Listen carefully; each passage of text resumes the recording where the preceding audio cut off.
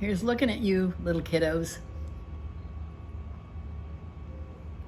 I put whipped cream on my coffee today and it tastes so good.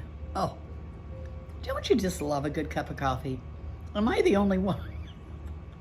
You know, my mom and dad both loved coffee like I do, both of them. So how could it be any other way? You know, my 3 kids love it like that too. And my grandkids, I mean, we all kind of love it. My brother, my sister. Yeah, both of my brothers and my sister loved it like I do. So, oh well, I guess it's just in the DNA. This is your friend Velma Hagar, in case you didn't know. Of course you know. I mean, okay. I have a couple of things I want to share today. And one of the things I just found out, I like this. I really like this. And especially if you're a believer, you're going to like it too. You know how that God tells us to raise our holy hands in the sanctuary to Him? I just found out that hand in Hebrew is the same word as antenna. Now, when you think about what an antenna does, you know, it's like it brings in the sound of things. It brings in life, you know. Our hands, is that amazing to you? My son just told me that. And I thought, you know, that really needs to be delved into really deeply to, I think, get the whole meaning of it. But one of the things, you know, be attentive with your hands.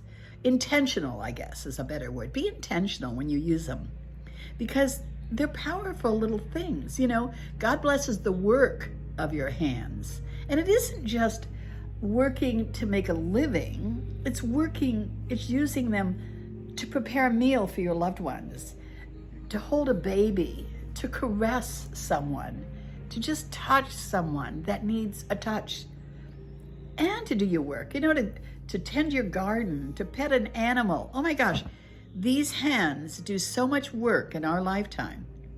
Be intentional when you use them and think of them as an antenna. You know, my son did this funeral one time, and I really loved the way he told me. I wasn't there, so I didn't see it.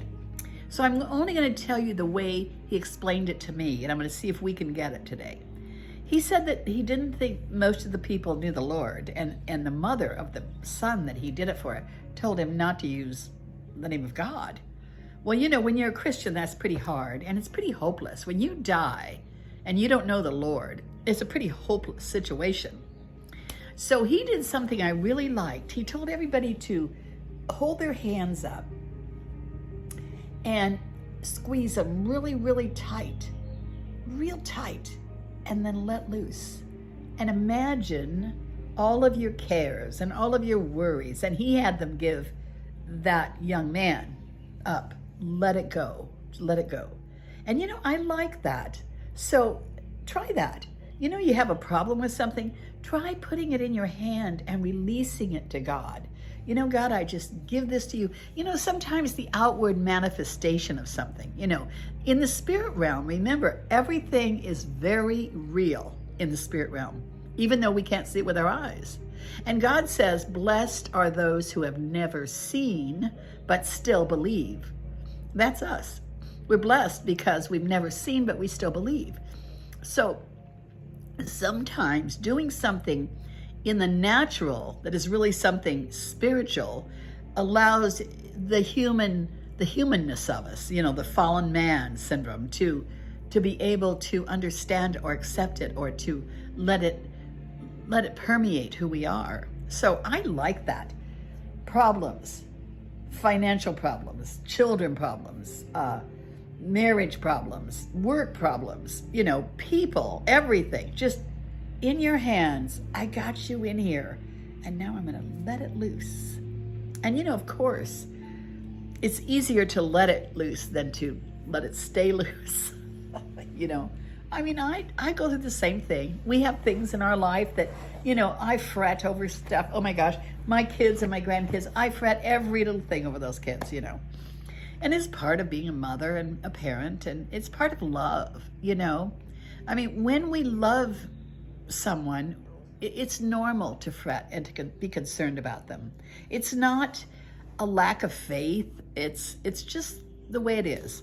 But we also need to give it to God and not carry it, because you can't do one thing about any of it. And if you can, then do it. But if you can't, give it to God. I got to have another swig of this coffee before it gets cold. Un momento, por favor. Café, por favor.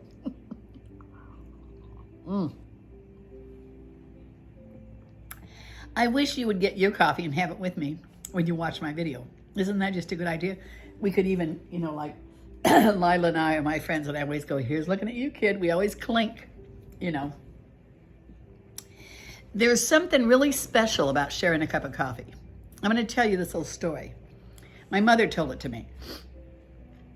She said when she married my dad, she did not drink coffee. And, back in the day, she was really trying to make it work with this man who turned out to be a monster, but she did try. And she said they were staying in this little building, a little hotel or apartment place, I guess, in San Francisco, where I was born, by the way. And she said this woman said to her one day, honey, always drink a cup of coffee with your husband. There's something so binding about having a cup of coffee with your husband. And that's when my mother began to drink coffee, because my dad loved it. And so she began to drink it with him, and then she got hooked on it. But I thought that was always remember that story, because I think it's just like, they say having a meal with someone bonds you. And I believe having a cup of coffee with someone, remember how we used to have a cigarette with somebody? Yeah, the good old days. I smoked at one time. Ooh. I mean, when I think about it now, I'm just appalled. But I did. I smoked for 25 years. I smoked from the time I was 15 until I was 41. And at 41, I always said I was going to smoke till I was 40, and then I was going to quit. And I did. And now the thought of it. So I've been off of them for 40 years too. So anyway, but I can't imagine still smoking cigarettes. They're so bad for you. But anyway, did I go down a rabbit hole on that one? That was not part of my plan. Anyway, now the other thing I wanted to tell you real quickly is, the other day, someone said something to me, and I immediately I'll tell you, basically it was about, they said that there was somebody who had betrayed someone, okay? And we didn't know who it was, a leak, within the group.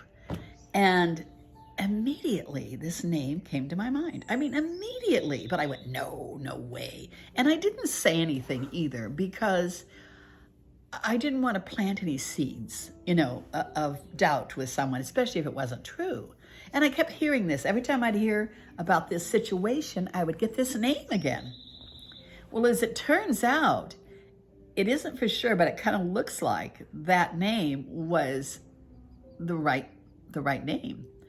And what I want to say is, when you know the Lord and you walk with the Lord, pay attention to what you hear. I mean, I hear things all the time that I just throw them out, forget it. I don't pay attention. When God knows that you're listening, when he knows that he can say something to you and you're going to hear it, you're going to be hearing more from him.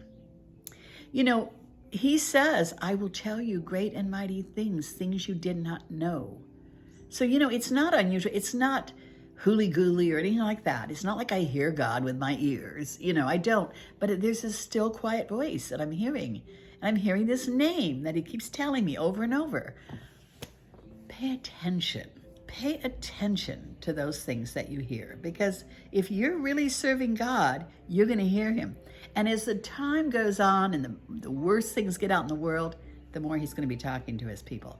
Okay? Pay attention. Now, subscribe. I think it's right over here on this side. I think, but I could be wrong. Let's see.